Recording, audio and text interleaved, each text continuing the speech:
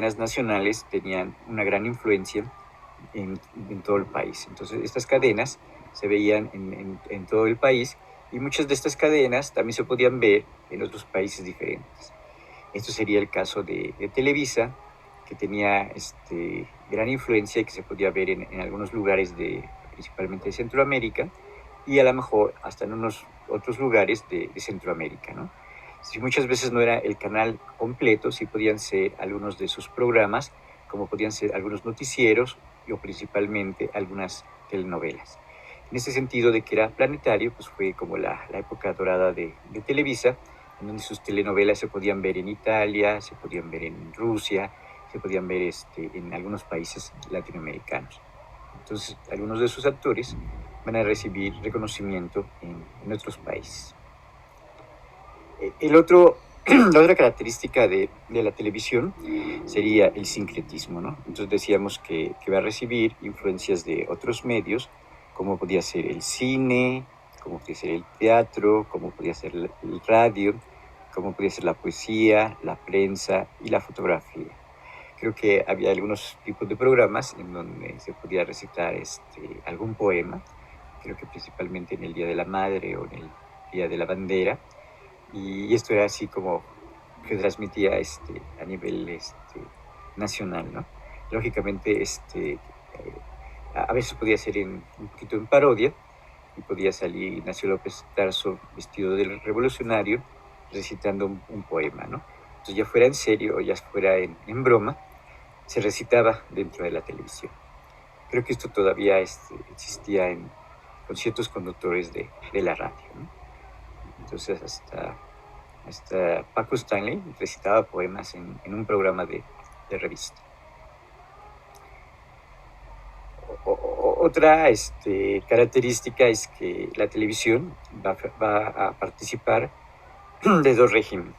Va a participar del régimen de lo privado, porque va a haber programas familiares, programas dirigidos a los jóvenes, programas dirigidos a las mujeres, pero también va a participar dentro del orden de lo público, principalmente cuando trata problemas de salud o cuando trata problemas políticos, ¿no? Entonces, como ahorita en el caso de las elecciones, es un problema público y se están tratando lo que tiene que ver con las elecciones, de cómo ir a votar, quién va a dar los resultados, a qué hora se van a dar los resultados, cuáles son los partidos participantes y todas estas campañas de los, no sé, 10, 12 partidos que existen, las va a estar transmitiendo para un servicio público. También otra característica es que va a tener una síntesis cultural.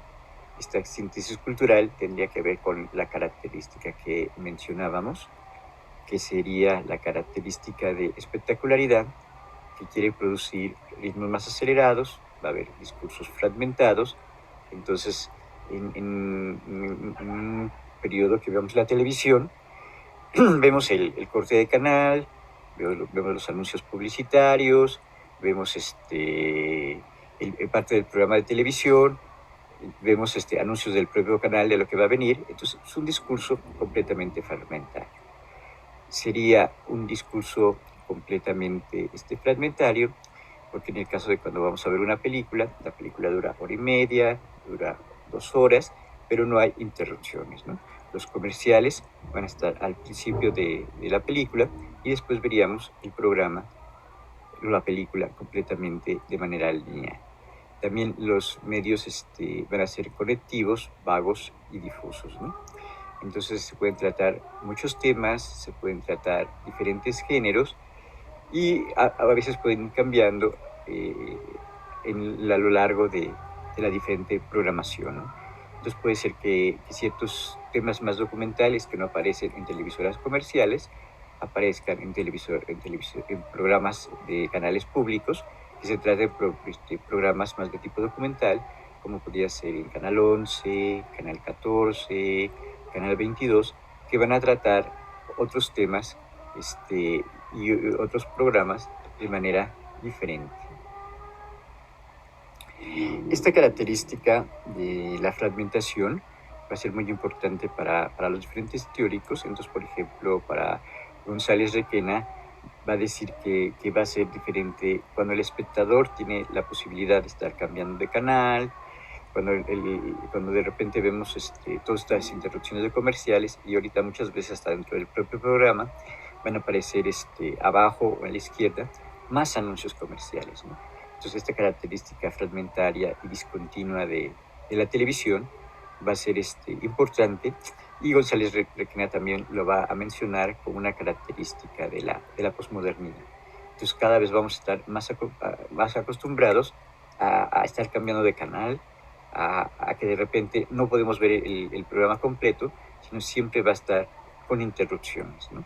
Entonces tenemos que leer varios discursos, que sería el discurso publicitario, el discurso de canal, el programa que estamos viendo, más las diferentes actividades que estamos haciendo con este ambiente de la televisión, ¿no? Con el surgimiento de las nuevas redes de comunicación, creo que empezamos viendo un programa de televisión, pero al mismo tiempo podemos estar chateando, podemos estar mandando mensajes, o cuando no existían los medios, podíamos estar hablando por teléfono y estar viendo la televisión. Esto también es importante porque estaría siendo las características del espectador posmoderno, ¿no? El espectador posmoderno ya no estaría solamente haciendo una cosa, sino está haciendo varias cosas al mismo tiempo. Aquí viene otra vez la característica de que la televisión sería un macrodiscurso, y ese macrodiscurso va a tener una unidad. Esta unidad se la está dando el propio canal o el propio medio televisivo. Se la está dando el propio medio televisivo, porque ya sabemos qué podemos ver o qué podemos esperar de la televisión y qué no podemos esperar de la televisión. Entonces muchas veces cierto tipo de programas no los vamos a encontrar, y van a ser algunos géneros propios de YouTube, algunos géneros, algunos videos los podemos ver en Facebook, algunos videos los podemos ver en TikTok, cosas que no aparecen en la televisión. Aunque ahora a veces se metan estos videos de YouTube o se metan estos TikToks en ciertos programas de televisión, que van a comentar estos videos graciosos, estos videos de animales, estos videos espectaculares que de repente aparecen. Entonces el macro discurso de la televisión se lo va a dar el canal, se lo va a dar la televisora, o se le va a dar la cadena de televisoras. Nosotros conocemos estas cadenas de televisoras, como podría ser la de Multimedios, la de Televisa, la de TV Azteca, que le van a tratar de imponer su propia identidad. Aunque sean televisoras muy comerciales, sí sabemos los programas que son diferentes de Televisa y los programas que son diferentes de TV Azteca, ¿no? Aunque a veces se copian, ¿no? Si hay un programa de canto, se lo va a copiar el otro programa. Si hay un programa de juegos, se lo va a copiar el otro canal. Si hay un programa de guerreros, se lo va a copiar el otro canal, ¿no? Pero sí trataría de mantener esta identidad propia de los diferentes canales, ¿no? Hasta los propios canales públicos tendrían un macro discurso que hablaría de diferentes canales culturales y las diferencias que van a tener estos canales culturales. El canal 11 tendría cierta línea cultural, el canal 22 tendría cierta línea cultural, el canal 14 tendría cierta línea cultural, ¿no? Y esto también es evidente también muchas veces por el director que está dentro de ese canal, o por los partidos políticos que de repente dirigen esos canales, ¿no? Algo que principalmente caracterizaba al discurso televisivo era que la televisión siempre se recibe desde el hogar. Entonces siempre va a estar relacionada con esta pantalla pequeña, con la vida cotidiana, y con esta programación más o menos y más o menos conocida de lo que se va a ver, y a los públicos a los cuales se va a dirigir, ¿no?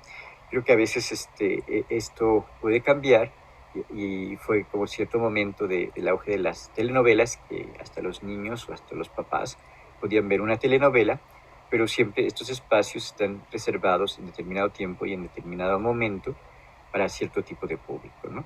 Entonces creo que los partidos de fútbol ya sabemos que principalmente van a ser el sábado, o que el domingo tiene que haber fútbol, ¿no? Creo que a veces en la pandemia, cuando se canceló el fútbol, creo que los papás estaban un poquito aburridos, porque estaban acostumbrados a ver este fútbol como cada domingo. También la televisión puede ser interactiva cuando los televidentes están situados espacial y temporalmente en determinados lugares, ¿no? Entonces el discurso de la televisión, además de un significado intencional propuesto por el mensaje, por el emisor, o el significado detectable semióticamente, aparece un tipo de existencia, la relación interactiva entre un texto televisivo y los televidentes. Entonces, hay programas que van a estar ligados principalmente a esta interactividad. Entonces, creo que en la dichosa palabra va a funcionar en que la gente hace preguntas acerca de las diferentes partes de la oración, acerca de los diferentes significados de las palabras, acerca de los diferentes significados de las categorías, ¿no? Entonces creo que pueden preguntar desde qué es el romanticismo, o cuántos tipos de sustantivos hay, o qué significa determinada palabra, o qué significa determinado lugar.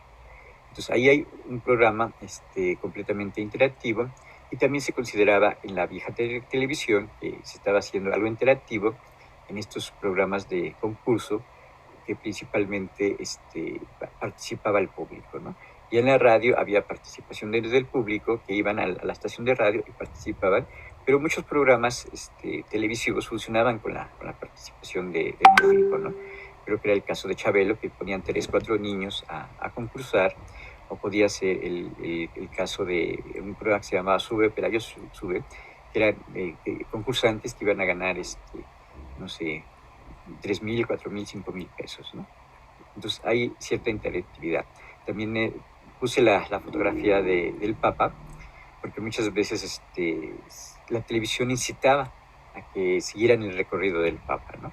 Entonces decían, el Papa va a ir de la villa a la casa apostólica, que creo que estaba en la parte del sur. La gente salía a lo largo de todo el camino para saludar al Papa, ¿no?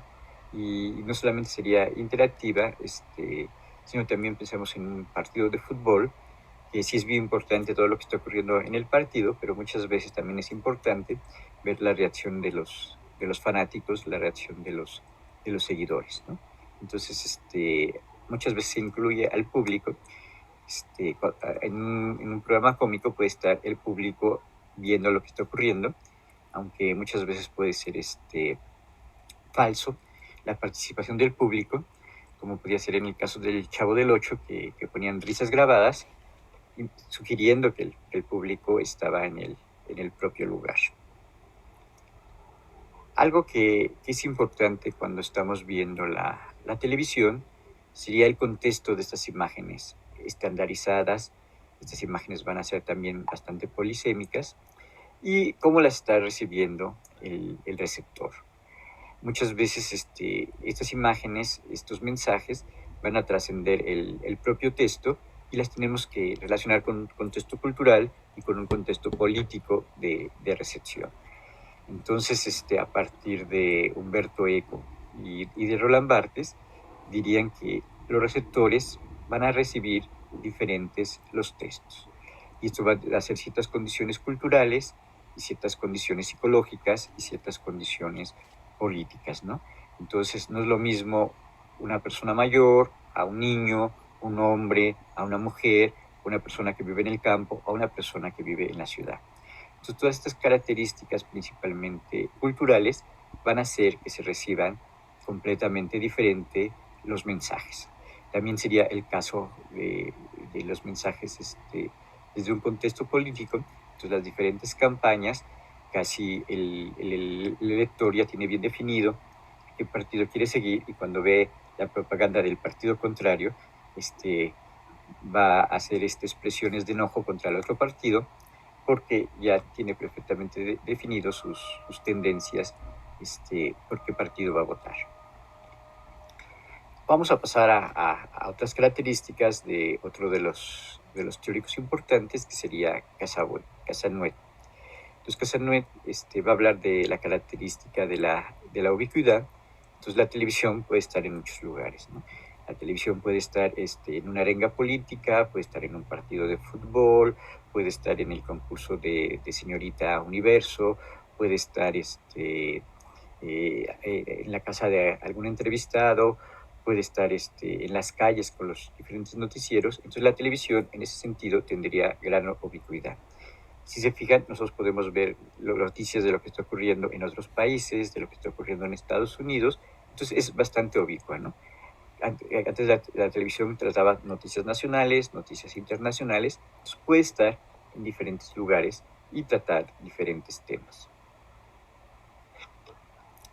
Otra característica de la televisión va a ser la inmediatez. Entonces, cuando yo estoy en mi casa, puedo ver, y aunque sea un programa grabado, puedo participar de esa inmediatez que va a tener la televisión, que va a asemejar a lo real. Esta inmediatez se convierte muchas veces en más emotiva, se convierte muchas veces en más televisiva, cuando estoy viendo inmediatamente ese gol o la visita de ese personaje al país, ¿no? Entonces, esta sería la inmediatez. También la televisión muchas veces va a querer ser breve, y esta brevedad va a tratar de imponer su propio ritmo principalmente, pero también va a tener cierta caducidad, ¿no? Entonces un programa va a llegar a determinado auge y va a desaparecer, ¿no? Antes era como bastante normal que los programas duraran 5 o 6 años, pero la vida de un programa pues, puede durar 1 año, 2 años y después desaparece o se tiene que modificar. Entonces tiene caducidad los programas. Otro de los características de la televisión es el régimen de la información. Este régimen de la información muchas veces los va a hacer que parezcan más verosímiles. También muchas veces se va a tratar muy espectacularmente la noticia, o se van a hacer diferentes montajes con la propia noticia, ¿no? Ya es bastante conocido los telemontajes que va a hacer Loret de Mola, de cosas que están completamente armadas, completamente puestas para resaltar determinado hecho, ¿no? También algo que es bastante de destacar es que antes la gente se informaba por el periódico. Cuando nace la radio, la gente se va a informar en el periódico y la gente se va a informar en la radio. Cuando va con su coche a trabajar, pero a partir de las 90, a partir del 2000, muchas veces la gente va a recibir más las noticias de la televisión y va a dejar de leer menos lo que tiene que ver con los periódicos, ¿no? Ahorita ya en la época de Internet, pues creo que nosotros sí recibíamos ciertas noticias de la televisión, pero también nos informaríamos por las diferentes páginas digitales relacionadas con los periódicos. Algo que también promueve la televisión sería el régimen de opinión. Entonces la televisión está creando una opinión pública, está creando cierto beneficio hacia ciertos candidatos a diferencia de otros candidatos.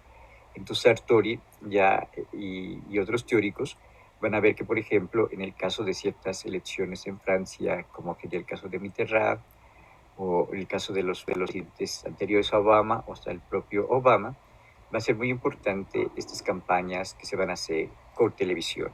Todavía si nosotros pensamos en el caso de Peña Nieto, la mayoría de su campaña va a estar hecha a través de la opinión.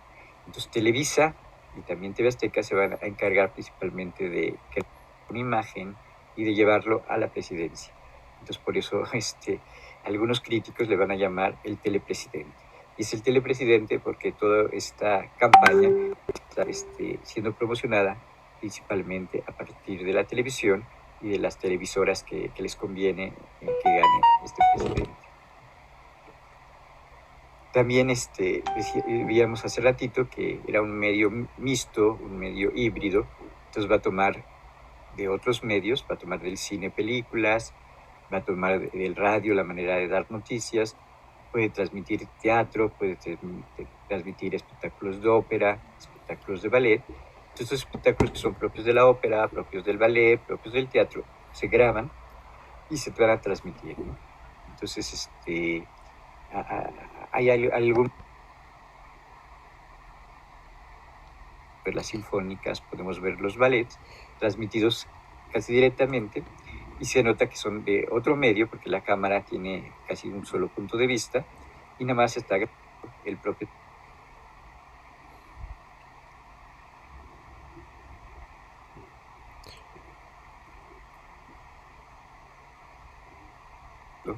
espectáculo relacionado con las artes principalmente. Algo que es muy, muy importante con la televisión es que la televisión va a construir la realidad.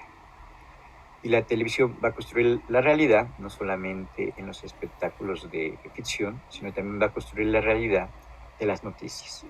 Entonces Lorenzo Vilchis tiene un libro completamente dedicado a cómo se construye la realidad con imágenes, con sonidos, con edición, con los comentarios, con las opiniones que uno da acerca del hecho. Entonces el hecho nunca va a ser presentado naturalmente, nunca va a ser presentado en vivo, sino porque tenga un determinado titular, determinado tipo de letra, determinado efecto, determinado montaje, determinado tipo de música, está construyendo la realidad. Entonces esto nos va a llevar ahorita recientemente a las fake news, nos va a llevar a este régimen de posverdad, de que cada televisora está construyendo una realidad. Esto se nota principalmente en la década de Donald Trump, que hay periódicos que están a favor y periódicos que están en contra. Hay cadenas de televisión y cadenas de televisión que están a favor y que van a estar en contra. Entonces ya es una construcción completamente de la realidad. Esta construcción de la realidad principalmente se va a dar en el caso de los noticieros, en el caso del género informativo, en donde se puede cambiar completamente la realidad. Entonces otro teórico que Baudrillard va a decir que, por ejemplo, el caso de cuando Estados Unidos invade Medio Oriente, solamente se van a ver fuegos, solamente se van a ver explosiones en el cielo, pero pocas veces se va a tratar de retratar los efectos que está causando en las escuelas, en la muerte de mujeres, en la muerte de niños, en la muerte de gente de la tercera edad, en la destrucción de las capacidades y la destrucción de la población. Y, por ejemplo, en estos casos de Medio Oriente, creo que estaba casi prohibido ver a un herido norteamericano, un muerto norteamericano. Entonces, no me acuerdo si era la CNN o la CBS, tenían prohibido completamente presentar determinado tipo de imágenes y entonces había toda una construcción y entonces todo lo que se entendía de esa noticia, todo lo que se entendía de esa información estaba siendo dado por los propios conductores para favorecer la campaña y para favorecer determinados candidatos políticos.